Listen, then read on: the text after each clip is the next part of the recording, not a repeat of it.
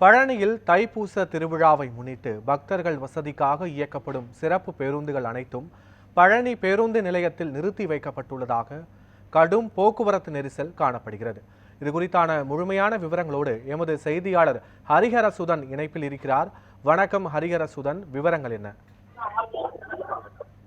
பத்மநாபன், அதாவது திண்டுக்கல் மாவட்டம் பழனியில் கடந்த 19ஆம் தேதி தைப்பூச திருவிழா கொடியேற்றத்துடன் தொடங்கியது. தைப்பூச திருவிழாவை முன்னிட்டு ஏராளமான பக்தர்கள் பாத யாத்திரையாக பழனியை நோக்கி வந்த வண்ணம் உள்ளனர்.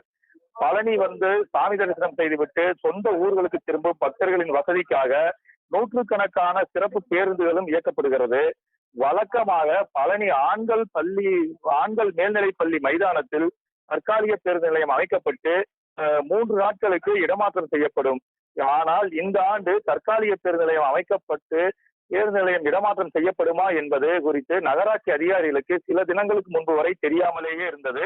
இந்நிலையில் பக்தர்கள் கூட்டம் அதிகரிப்பதை தொடர்ந்து தற்காலிக பேருந்து நிலையம் அமைக்க முடிவு செய்யப்பட்டு தற்பொழுது அதற்கான பணிகள் நடைபெற்று வருகிறது.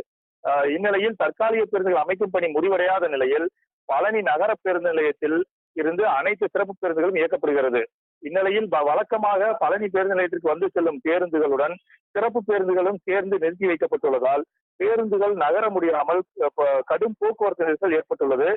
வழக்கமாக வந்து செல்லும் பேருந்து ஓட்டுநர்களுக்கும் சிறப்பு பேருந்துகளை இயக்கும் ஓட்டுநர்களுக்கும் இடையே வாக்குவாதமும் பிரச்சனைகளும் ஏற்படுகிறது. இதனால் இருதரப்பு ஓட்டுநர்களும் கடும் மன உளைச்சலுக்கு ஆளாகும் நிலை ஏற்பட்டுள்ளது.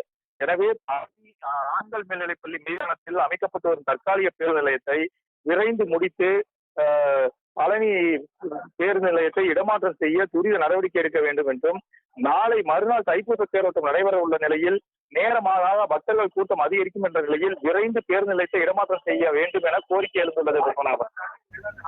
விவரங்களுக்கு நன்றி ஹரிஹரசுதன்.